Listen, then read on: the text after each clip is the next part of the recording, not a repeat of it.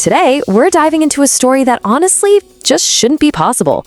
We're talking about a performance that's all about pure will, all happening on one of the biggest stages in college hoops. Okay, so listen to this quote from Duke's head coach, Jon Scheyer.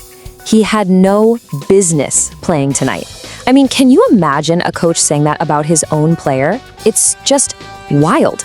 So let's break this down, because to really get what happened in that Sweet 16 game, you have to understand why everyone thought it was absolutely impossible for Caleb Foster to even suit up, let alone be the hero. So yeah, to understand the miracle, you gotta first understand the setback. And believe me, it was a big one. Okay, just look at this timeline. It really paints the picture of how insane this was. We're talking about a 20-day window. 20 days. He fractures his right foot. 1 day later, he's having surgery. And then, less than 3 weeks after that, he's playing in the Sweet 16. I mean, come on. That recovery timeline is it's staggering. And look, this wasn't just some minor sprain or something. He missed 5 games in a row.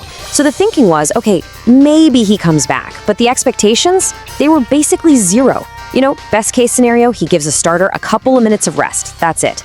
Nobody, and I mean nobody, was expecting him to be a difference maker. All right, so let's fast forward to game day. And really, everything you saw, everything you heard, it all pointed to one thing. Caleb Foster was not going to be a factor in this game. At all. I mean, just try to picture this scene. The guy who is about to become the hero of the game. He shows up to the arena on a scooter. A scooter. He hadn't played a single 5-on-5 practice since the injury. Even his coach was thinking, hey, if I can get 8, maybe 10 minutes out of him, that's a win. Everything was setting this up to be a tiny little side note in the story of the game, not the main event. But then you look at the actual game, and Duke was in deep, deep trouble. Their whole season was starting to just slip through their fingers. Yep, down by 10. With just 15 minutes to go in the game, they're in a double-digit hole. St. John's was hitting everything, you could feel the pressure mounting, and Duke's championship hopes were, seriously, just hanging by a thread. So Coach Scheyer knew he had to do something. He was desperate for any kind of spark. So he gambles. First, he switches to his own defense to try and mess with St. John's rhythm. And then, he makes the call. He points to the end of the bench and tells the guy who rolled in on a scooter to get in the game. It was a total Hail Mary, you know, a move you make out of pure desperation. And this right here is where everything changed. This is the moment a simple comeback story becomes the stuff of legend. He gets in the game, and boom, immediately he just takes over. He scores 7 straight points all by himself. 7. He basically single-handedly grabbed his team and dragged them back into a game that was all but over. And he wasn't even close to being done. He ends up with 11 huge points in that second half, hitting one clutch shot after another. Every time Duke needed a bucket, there he was. But you know what might be the most incredible stat of all? It's this one, 0. He did all of that, playing on a foot that just had surgery, under the brightest lights, with a season on the line, and he had 0 turnovers. That is just flawless, poised basketball right when his team was begging for it. So you gotta be asking, how in the world is this possible?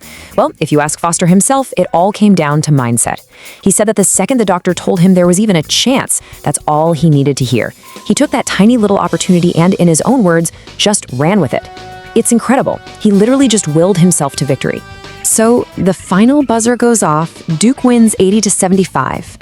And the feeling in the arena, it wasn't just happiness, it was just pure disbelief. Everyone was just trying to process what they had just seen. And that's the perfect word for it, right? His coach, Jon Scheyer, said watching it unfold was just surreal.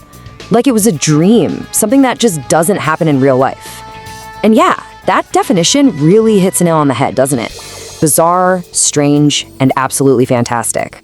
And that really gets to the heart of this whole thing. The coach, a guy whose whole job is about analytics, stats, and strategy. He basically threw his hands up and said, you know what? There are no numbers for this. You can't measure what that kid did on a spreadsheet. It was all about heart, just pure and measurable heart. And to really put it in perspective, Scheyer said that 99% of players, 99%, would not have even tried to play in that situation. And honestly, can you blame them? Of course not.